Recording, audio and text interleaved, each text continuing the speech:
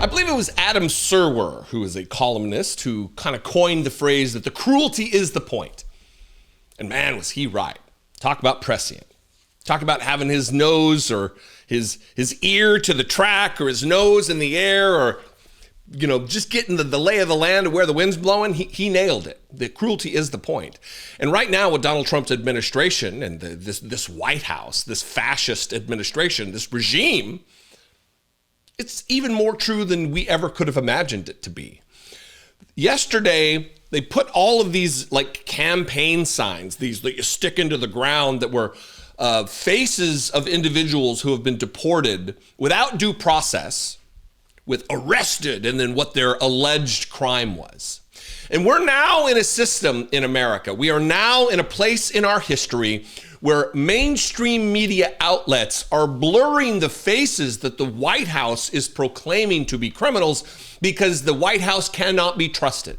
The White House cannot be trusted to tell the truth about what they say these people did. No due process has been offered them, no adjudication, no evidence presented in a court of law where a judge can make a determination as a co-equal branch of government that what is being said is true. As guaranteed under the Constitution of the United States in several amendments, the 14th, the 5th. Big deal, right? Well, here, I'm going to play this. If you haven't seen this, this isn't a picture of it. This is a picture of other mugshots that are Trump-related, Trump White House-related. But this is Jake Tapper kind of explaining what's going on and their rationale for blurring these faces. The Trump administration is approaching its first 100-day mark with a full court press on the issue of illegal immigration, and they really don't want you to miss it. So they subtly and tastefully deck the White House North Lawn with dozens of yard signs featuring photos of people that the Trump administration claims are in the country illegally, each poster saying arrested and listing the alleged offensive with which they have been charged. CNN's working to confirm the identities and if there are actual allegations against these people. Until then, we are blurring their identities. That display was put up after the Trump administration announced nearly 800 arrests of undocumented immigrants in a massive crackdown in Florida over the weekend. Even though immigration has historically been one of President Trump's more popular issues, given he outperformed his first term high by 7 points earlier this year, something appears to be changing. A brand new CNN poll released yesterday shows declining approval ratings for President Trump's handling of this issue of immigration. Overall, 45% approved now. That's down 6 points from March. 53% are expressing confidence in the president's ability to deal with immigration. That's still a majority, but it is down from 60% in December. 47% of the American people say they have no confidence in the president's handling of this issue. While those are stark numbers, again, still a majority, 53%, but it was 60%. That's a huge drop. That's almost a double-digit drop in just a couple of months. From March to now, 51% to 45% about Donald Trump's handling. Do you have confidence in his handling of immigration? Right? And then they put these signs out that CNN, we're not going to take part in defaming these people who have been provided no due process. So we're going to blur their faces. What CNN should have done is maybe superimpose some of these images, some of these mugshots onto those. It's interesting. Donald Trump wants to traffic in mugshots when in the Oval, just outside the door of the Oval Office, is a framed photo of Donald Trump's mug. He's so proud of being a multi-time arrested, convicted felon that he hangs his own mugshot just outside the White House. In view, when photos are taken from within the Oval Office, you can see his mugshot. This is all, the cruelty is the point. This drives that home, proves it as a narrative, that it is the cruelty that is the point. They've provided no due process for these people. They just ship them out in defiance of a federal judge in many cases. In one case, in defiance of the Supreme Court of the United States.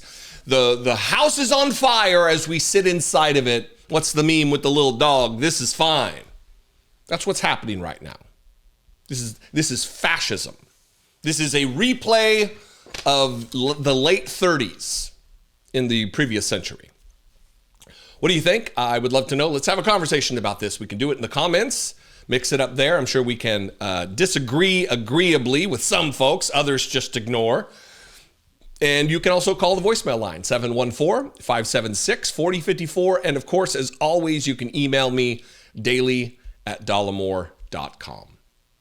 Please consider supporting this work, helping me produce these videos, helping to defray production costs and everything else. $2 a month is all it takes. You can become a channel member by clicking the join button below, or you can go to patreon.com/IDoubtIt podcast. I am all over the social media at Dollemore. I'd love to see you there. Not on Nazi Twitter, but everywhere else at Dollemore.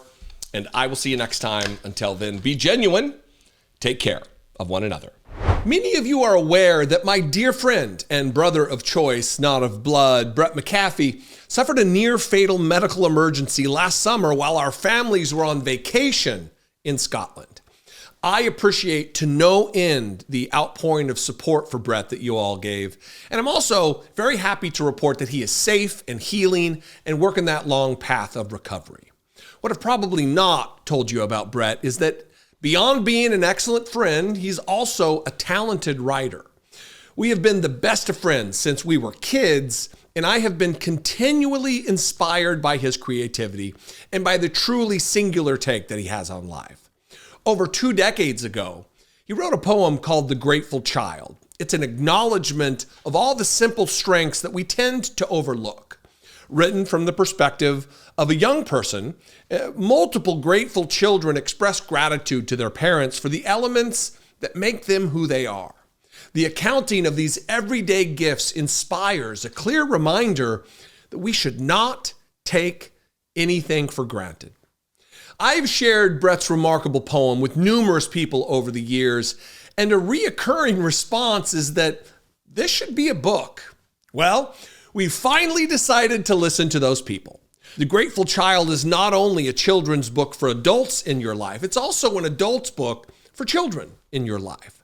Everyone will appreciate its straightforward yet elegant celebration of life's little endowments. Click the link below to pre-order now, or simply scan this QR code and order your copy or copies today.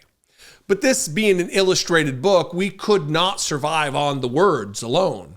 To pair with Brett's touching words, we searched all over for an illustrator who could bring The Grateful Child to visual life.